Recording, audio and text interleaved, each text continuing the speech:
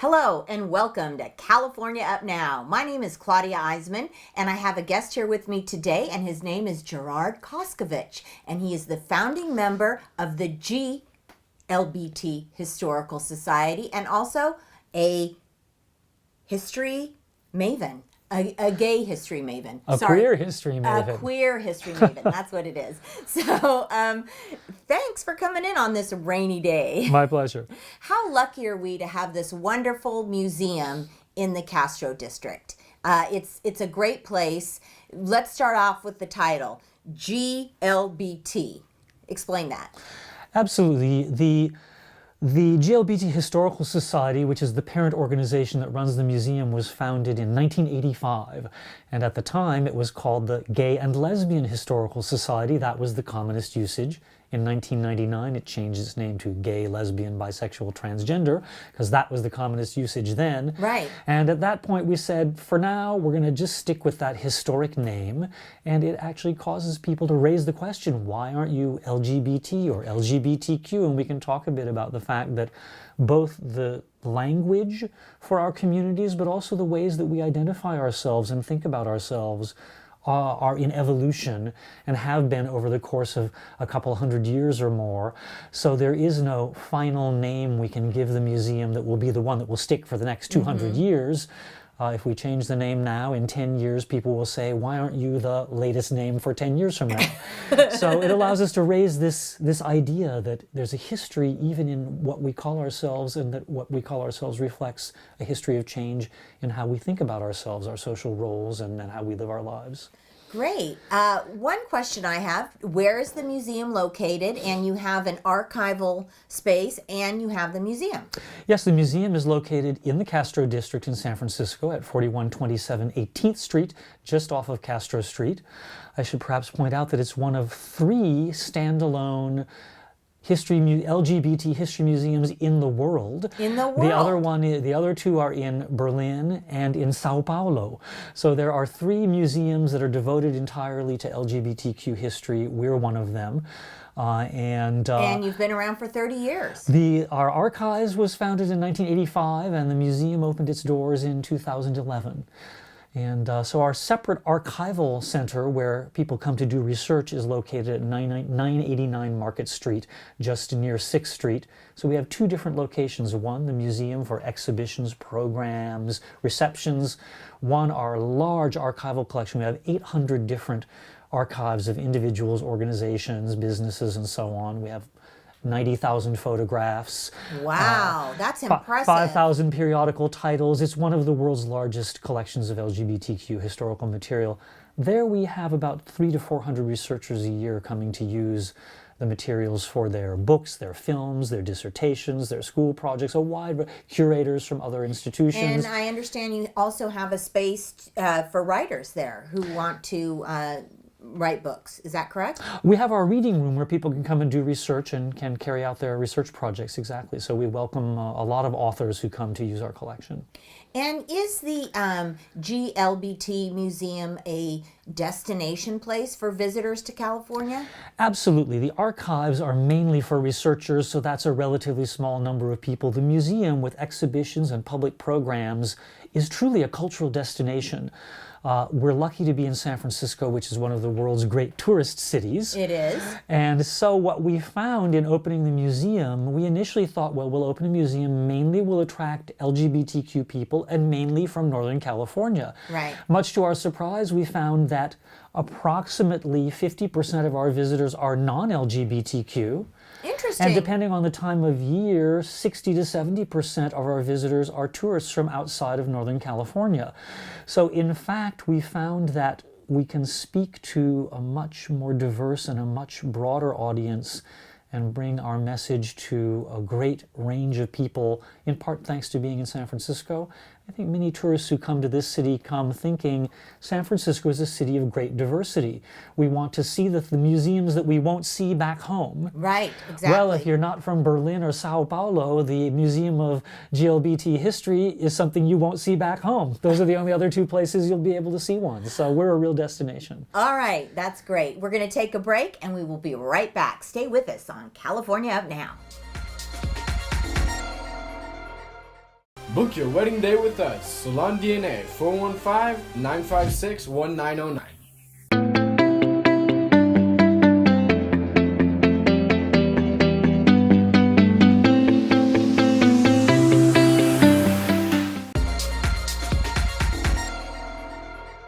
Hello and welcome back to California Up Now. I'm Claudia Iseman and I'm discussing the GLBT Museum in San Francisco with one of the founding members, Gerard Koskovich. Thanks again for being with us today. Absolutely. And I'm visiting the museum for the first time. I walk in, what can I expect? The museum is not enormous. We have a layout that is divided basically into three galleries. We have a front gallery that has changing exhibitions, a community gallery that has changing exhibitions. Those are basically two long walls. And then a main gallery, which is a large room, that has a long-term exhibition looking at approximately 15 different aspects of San Francisco's LGBTQ history. Wow, that's extensive. And it ranges from things that few people will have heard of, so real discoveries, to things that are relatively familiar to many people. So for example, there's a display about Jiro Onuma, who was a Japanese immigrant gay man who came to San Francisco in 1920 at the age of 19, a working class man who lived his life here in San Francisco. What's particularly amazing there is to even have documentation of a gay person from that time period, from that community. And among the things on display are a photograph of Jiro when he was sent to the internment camps during World War II. The two photos in our collection of Jiro and his friends are the only documented photographs of gay people in the internment camps where Japanese immigrants and were sent during World War II. So it's truly a treasure. And then on the other end, things that people will recognize, we have a display that's very touching and very moving about Harvey Milk and about the death of Harvey Milk. And on display, among other things, is the suit that Harvey was wearing when he was assassinated. And it is truly heartbreaking and deeply moving to see this object and see the real violence that was done to a real person, not a legend. It makes it very, very concrete. Kind of emotional in some ways. Very emotional. It's displayed in a very sober way. You actually have to click a button to have the display case slowly light up. We want people to really make the choice to see this object because it's so emotional to view it. Right. And you have some things coming up this month, one of which I thought was particularly interesting about Tennessee Williams. Talk a little bit about your schedule of events. Yes, so besides exhibitions, we put on a regular series of programming. We usually have in the range of 4 to 6 programs every month. One of them is a monthly program that's usually the first Monday in cooperation with Theater Rhinoceros, the great long-running queer theater troupe in San Francisco, and it's doing a series of staged readings of plays that have a relationship to LGBTQ history. The one coming up on Monday, January 9th, is a play about the playwright Tennessee Williams and his partner. So it's a play about a playwright. I definitely want to see that.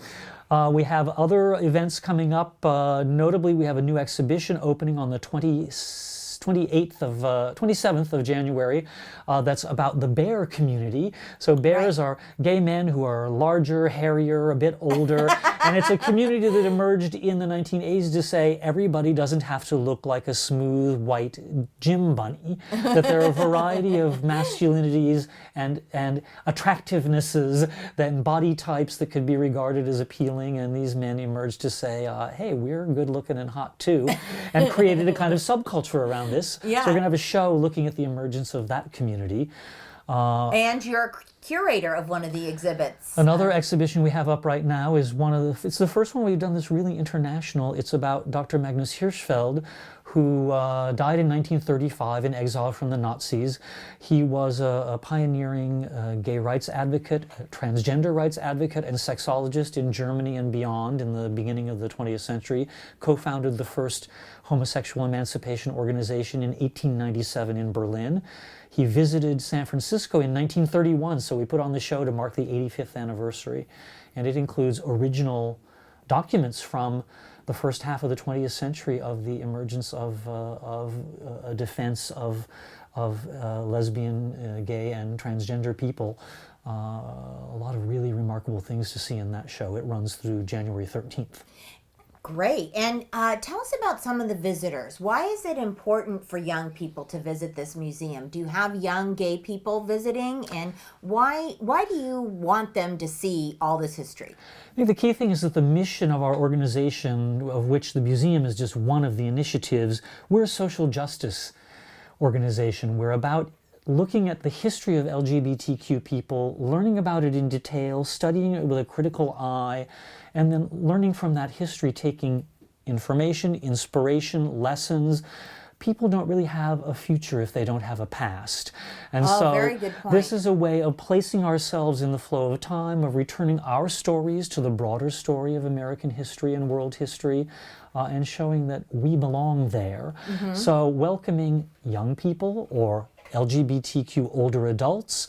For young people, it's a way of giving them a heritage and saying, you belong in a longer flow of time. You have a family, you have ancestors who lived lives similar to yours and helped create the world you live in today.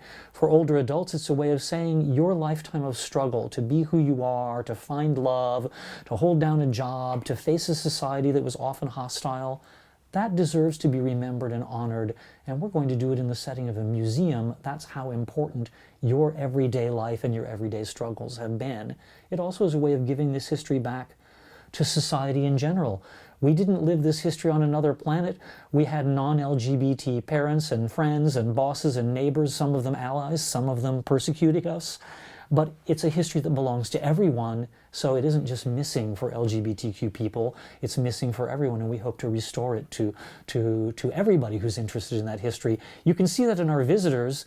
Approximately half of the visitors to the museum are non-LGBTQ people who are there to learn about this history, who recognize that queer folks are part of our society and they want to understand where we came from. And why is that important in this political climate right now? Well, we're certainly facing a very challenging political moment where there's been a resurgence of anti-LGBTQ politics in this country, and a resurgence of racist politics and of misogynist politics and so on. We're very intersectional. As a museum, we feel that this history has an important story to tell about the struggles that our ancestors have carried out, about the ways they've managed to survive, remembering those who didn't survive persecution, and that we can really take strength in that history to carry on the struggle now. Okay. And tell us how people can help. If they want to donate to the museum, or maybe they have a piece of history that they would like to donate, or how can people help? Absolutely. Our amazing collections are entirely a result of donations. We don't have an acquisitions budget. So people who have any material relating to LGBTQ history in Northern California, we're interested in hearing about it. If you look at our website, you can find out how to contact our archivist and should be thrilled to learn more. And of course, we also need support from people in terms of volunteers if you're here in the area, and donations of cash, sponsorships, funding, become a member.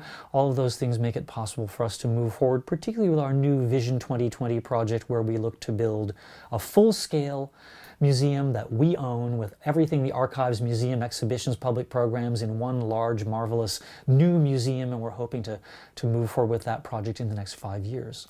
Okay, Gerard, in conclusion now, tell us your website. The website is glbthistory.org. On Facebook, you can find us at GLBT History. You can also find us on Twitter, on YouTube. If you go to the website, you'll find all of those links. Okay, great. Well, thanks for coming in today. Thank you so much for having me. You're welcome.